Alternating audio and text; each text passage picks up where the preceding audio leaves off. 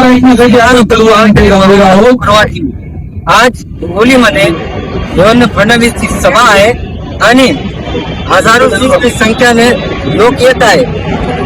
सर्व पहिला प्रश्न आमच्यासोबत तानाजी मुटकुळे आहेत. संतोष बांगरचे घरात संतोष बांगरने सांगितले की माझे घराचा फ्रीज खोलले, त्याच्यामध्ये भाजीपाला होते. महाराष्ट्राच्या नगर परिषदेच्या निवडणुका चालू आहे. आज या निवडणुका निर्भय वातावरणात व्हाव्या त्यासाठी ज्या ज्या लोकांवर जुन्या काळात केसेस होत्या किंवा नवीन काळात केसेस आहेत त्या लोकांच्या घरी काही शस्त्रास्त्र आहेत का, लोकांना दुखावण्याची काही साधनं आहेत का, ते तो एक भाग म्हणून त्याच्या घरावर पण केले होते. तुम्ही कुठला विरोध करत नाही, फक्त कॅमेरामध्ये येते असं जनता सांगतोय. आणि संतोष बांगर और विनायक भिसे हे दोघांमध्ये असं भांडण चालू आहे. ते गांधी चौकात साड्या चालवते. तुम्ही ग्राउंड लेवलला घेऊन आपण हे करत नाही का विरोध?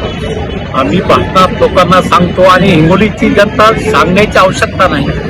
संतोष बांगरला त्यांनी जाऊन बघितलं आणि मला सुद्धा 11 वर्ष मी आमदार आहे या भागाचा.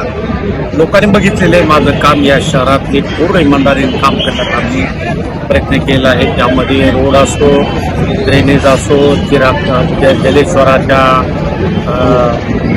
तलावाचं सुशोभीकरण असो, खूप मोठ्या प्रमाणात काम करण्याचा आम्ही प्रयत्न केला आणि सर्व कामं पूर्ण इमानदारीने केले. एकही बोगस काम आम्ही केलं नाही जर त्याला माहिती. लढाई कोणासोबत आहे? आमची लढाई ही उभटासोबत आहे, कारण त्यांच्यासोबत 3 पक्ष आणि मागचा इतिहास आहे. मनाला ज्या पद्धतीनं मतं या शहरात या विधानसभेत पडली त्यामुळे आमची लढाई उभटासोबतच आहे. हिंगोली जिल्ह्यामध्ये नगराध्यक्ष भाजपाचे येणार का? सर्व आपले कार्यकर्ते आहे.